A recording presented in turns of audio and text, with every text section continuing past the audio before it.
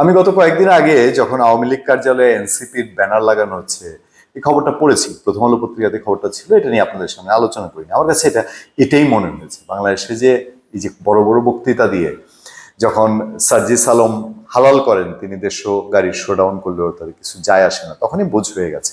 তো এই সবই একই মুদ্রার এপিট আর ওপিট, অত আশা জাগানোর কিছু নেই। আওয়ামী লীগ কার্যালয়ে গিয়ে দখল করবে এনসিপি, এটা তো খুব স্বাভাবিক ঘটনা। আমরা বিএনপি কার্যালয়ে আওয়ামী লীগ দখল করতো আওয়ামী লীগ শাসন আমলে, আর বিএনপি শাসন আমলে আওয়ামী লীগ কার্যালয়ে বিএনপি দখল করতো, বিএনপি কার্যালয়ে আওয়ামী লীগ, আওয়ামী লীগ কার্যালয়ে বিএনপি। এই একটা ডিগবাজির মধ্যে আমরা চলছি। এখন নব্য একটা দল এনসিপি, পাওয়ারফুল, জনভিত্তি নাই বা আছে, অথবা একটা জায়গায় ভোট তো করেনি, ভোটে তো নাই, ভোটের সংখ্যা তো এখনো জানা যায়নি। সেই দল সুযোগ পেয়েছে আওয়ামী লীগের মতো 70-75 বছর আগের একটা দলকে মোটামুটি কার্যক্রম থেকে নিষেধাজ্ঞা দেওয়া হয়েছে। এখন তাদের অফিসগুলো পড়ে আছে গনিমতের মাল। ওই যে ময়মনসিংহে একটাকে করতে গেছে, রওশন এরশাদের বাড়ি ছিল বলে ওইটা কেন হোটেল হবে, ওইটা নাকি এখন জুলাই স্মৃতি জাদুঘর করতে যাবে।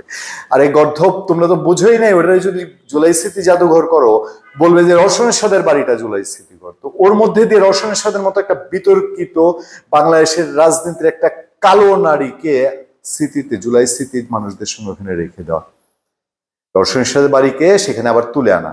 তো এখন আওয়ামী লীগের বাড়িঘর দখল করে এনসিপির অফিস হচ্ছে। এর আগের খবরটা আমি বললাম যে এটা নিয়ে আলোচনা করতে ইচ্ছা হয়নি, একেবারেই আমার মন বসেনি। 11 মে তারিখে ছিল চরফেশনে আওয়ামী লীগের কার্যালয়ে এনসিপির সাইনবোর্ড, ভোলার চরফেশনে।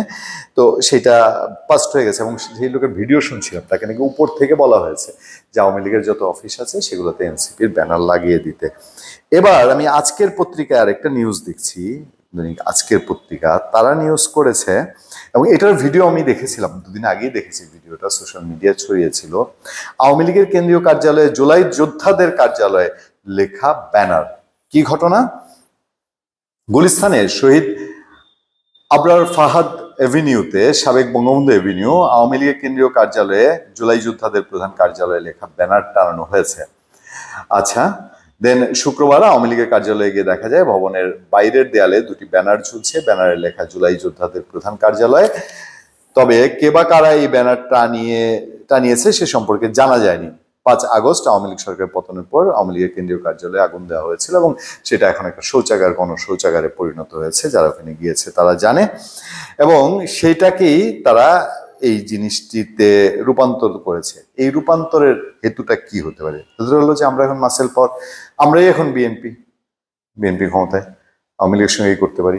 আমরা এখন আওয়ামী লীগ ক্ষমতায়, বিএনপির সঙ্গে আমরা তাই করতে পারি। তো আমরা এখন এনসিপি, আমরা এখন বৈষম্য বিরোধী, আমরা এখন জুলাই যোদ্ধা, আমরা এগুলো করতে পারি, আইন কারণের কোনো বালাই নেই।